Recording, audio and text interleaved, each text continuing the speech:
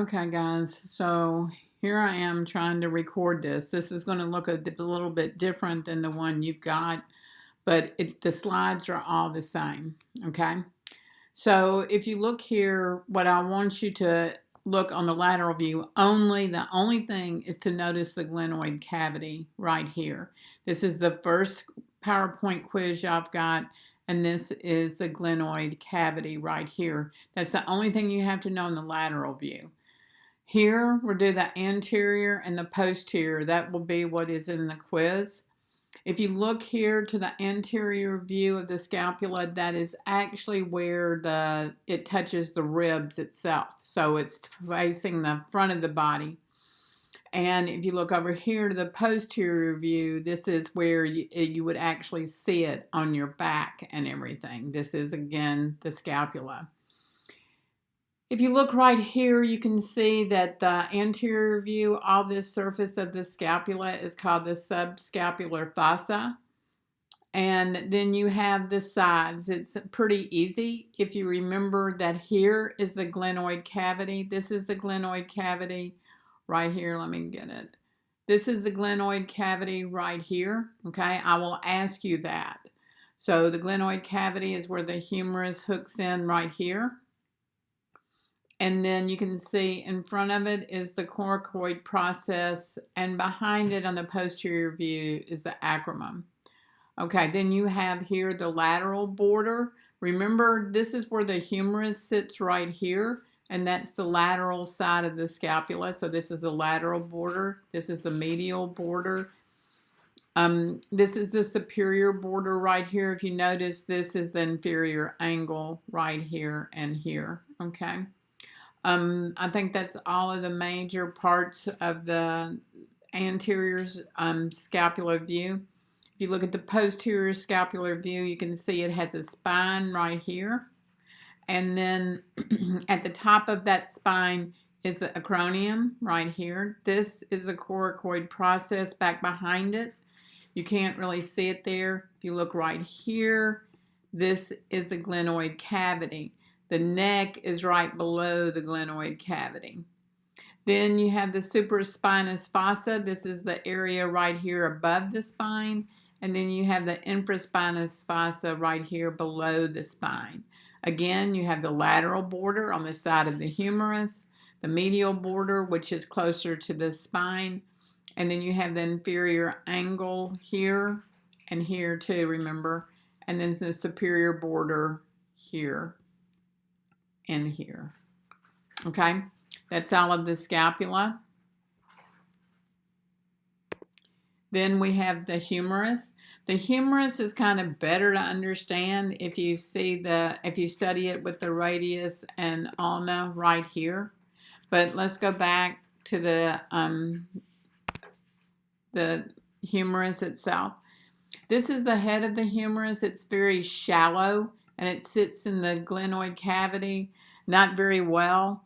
So it's attached by a lot of ligaments and tendons. That's how you get a torn rotator cuff, is because the ligaments and tendons end up tearing, and that holds that humerus in very well. If you look at the areas here and some of the landmarks you see, a lot of them have to do with the ligament and tendon attachment and the buildup because of that. This is the greater tubercle right here. This is the lesser tubercle. So this one is right here, more on the lateral side, and this one's more in the middle, the lesser tubercle, and then in between it, you have the intertubercular groove right there. Also, you have the deltoid tuberosity here and here in this area. That's from the deltoid muscle attaching to that bone, and it builds up a ridge. And then you have the shaft of the bone, this is called a diaphysis, but we'll get to that later. This is the top of the bone, and this is and you can see right here, I didn't say it, but you see it has the anatomical neck right here and here, right underneath the ball of the humerus, where this is the surgical neck right here underneath that area. That's because the anatomical is different than the surgical if they're going to do replacement or something like that. If you look here, don't worry about the groove, the radial nerve for the groove. When you get down here into the lower part of the shaft, underneath the shaft, if you think of a dog bone, like a dog bone is shaped, this is a really lousy drawing right here. And then you got this, that's a little bit better dog bone. So the top ridge right here is going to be the epicondyle, and you've got a lateral epicondyle, and you also have a medial epicondyle. So it's here and here. You have the condyle at the bottom below it, like this is usually the condyle area. You can see on the anterior view, you have the capitulum and the trochlea. And then here you have the trochlea. You also have several fossas in there. The radial fossa is kind of where it sits whenever you think of your arm folded upwards, okay? And then here on the coronoid fossa is where the coronoid process of the ulna sits, which we'll look at in just a second. This right here is the olecranon fossa on the posterior surface. The olecranon fossa is where the olecranon process sits whenever I extend my arm out straight. Because the ulna is what circulates around the trochlea right here. That is part of that condyle of the humerus.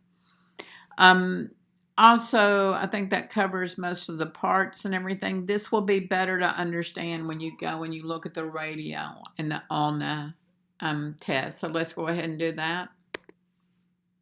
You can go ahead and start the microwave. Okay. So if you look right here, this is the radius. Remember, the radius is on the thumb side. If you're talking about body position, remember that's lateral. And the ulna is more on the medial. And the ulna is actually what articulates with the distal end of the humerus. Remember, there's proximal and distal ends of those bones. So if you look here, let's look at the radius first. It's simpler. Okay, here's the head of the radius at the top, or the most proximal end. The neck is here. There are two turbosities. There's the radial turbosity on the radius itself, and here is the ulnar turbosity on the ulna. Those two bones articulate around each other, and that sort of keeps them in place. Remember, you got to know this is the radius, this is the ulna.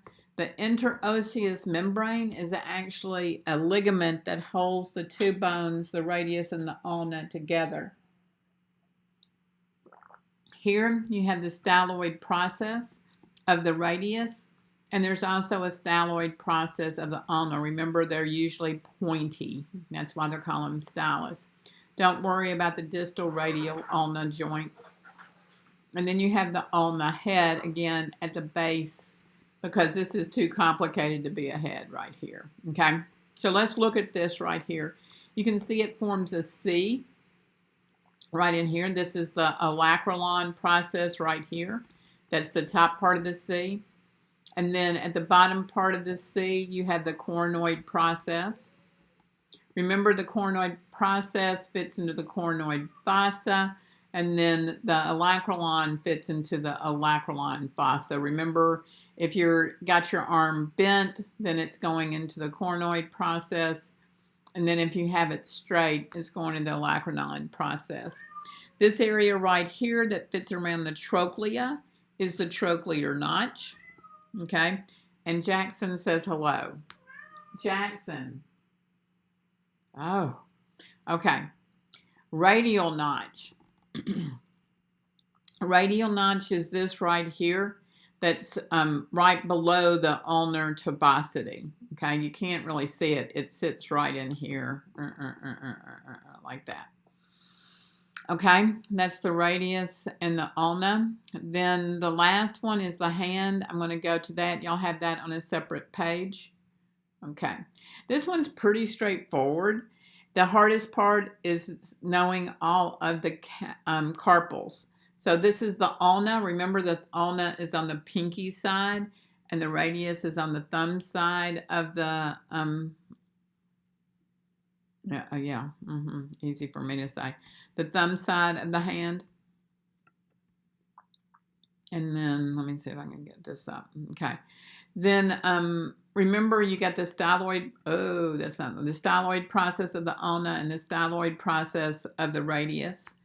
Okay, when you do the bones, I always work across from the thumb over. You can learn them anyway, but I advise you to learn them 4 in a row, 4 in a row. So you have the scaphoid, which is that's the most proximal of the carpal bones. So it's right next to the radius itself. And then next to the scaphoid is the lunate. Next to the lunate is the tricunum. And right next to that, oh, sorry, that wasn't good. Okay, let me get all that off. Okay, it's going to take a while. Sorry.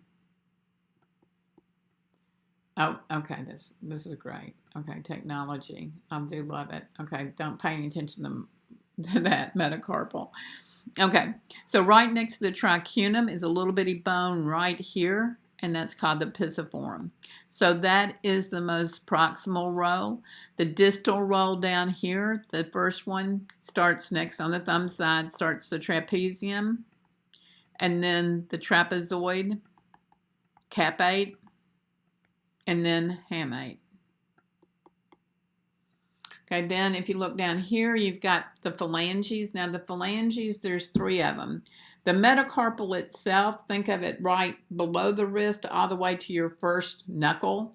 That's the palm.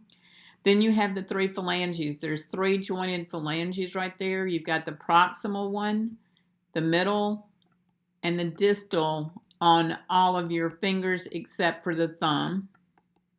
And on the thumb itself, you have the proximal right here, and you have the distal. It only has 2 phalanges on the thumb itself. And that is all of the bones that we have. Remember, you have blanks behind each one of those to study individually. And the first one will be Thursday. And I think that's it, guys, that I've got to say. So I'm going to go ahead and I'm going to put this on, I guess, Plus Portal so y'all can get to it. And I hope that this is recording. That's all I can say. Let me see.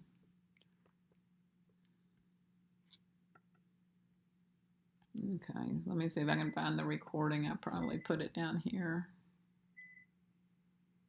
Oh, that's really great. Okay, let's see.